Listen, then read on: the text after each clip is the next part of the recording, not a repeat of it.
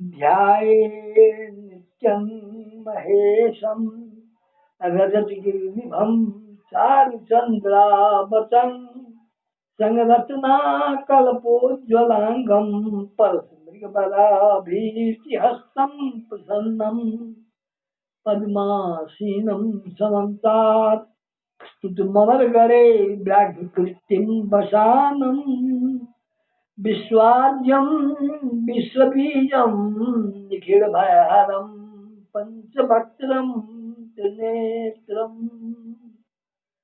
श्री कृष्णार्पणमस्तु। श्री रामाय नमः। गंगेशाय नमः। आए हो गरुड़ जी के संबंध में हुनकर 12टा नाम के उच्चारण क के जे क्यों ई पाठ 12 नामक करै छथि हुनकर अनेक तरहक विघ्न बाधा आ सुनवाला समेत से बंधन मुक्ति यात्रा में सिद्धि आ हिंसक जंतु से मृत्यु नहीं होइ छै। विखक प्रकोप कोनो भोजन में चल जाइ छै ओहो नहीं होइ छै आ विजय सेहो संभव भ जाइ छै। एहि तरह के ई 12 गणेश नाम के स्तोत्र छै वो हम अहाँ सबक समक्ष श्रोता बंधु के कल्याणार्थ हम पाठ करै छी आ ओहिसँ हमरा सहित अनको कल्याण हेतनि से बात से एहि स्तुति के महत्व में देने छै। वो पाछू हम कहब पहले हम हुनकर 12टा नाम पाठ करै छी से सुनि जाउ। शुभ्रं वैनतेयं च नागारिं नागभीषणं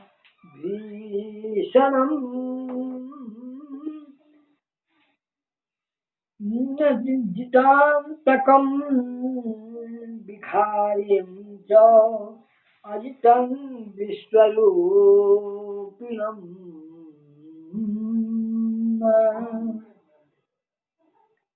गरुत्मन्तं खगश्रेष्ठं तार्क्ष्यं कश्यपनन्दनं 12 नामानि गरुडस्य महात्मनः।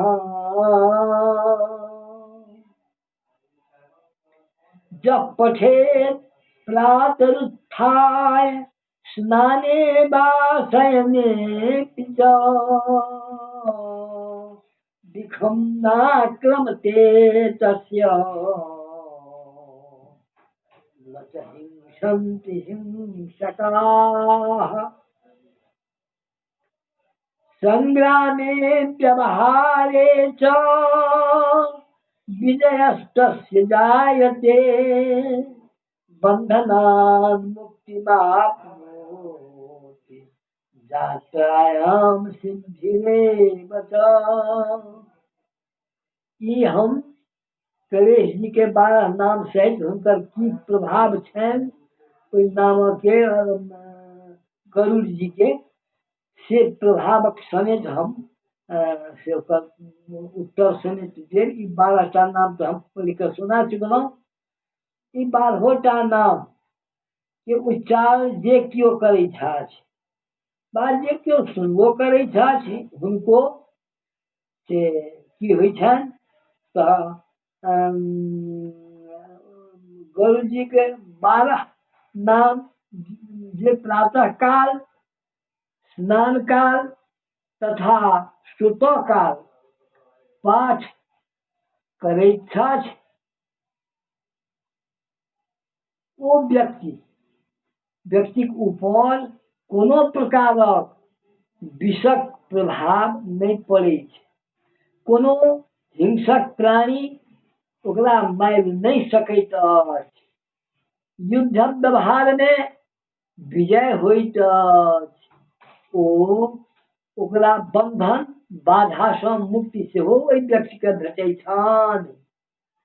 पाठक के जे केओ पाठ करै छथि वा पढ़ै छथि ओ यात्रा काल में सेहो हुनका सिद्धि प्राप्त होइत छनि।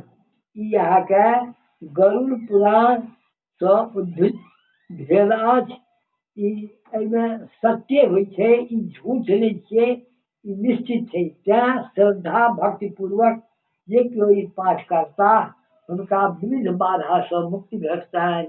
ई से शास्त्र सँ निर्णय कयल गेल अछि। तैँ हेतु हमहूँ लोक कल्याणार्थ सकल जनहितार्थ सभक कल्याण सेहो होन, एहिसँ लोक यदि ई बारहो नाम के 3 पाँती में याद कऽ लेत तऽ ओ बहुत बड़का से हुनका से नीक से समय बीततनि।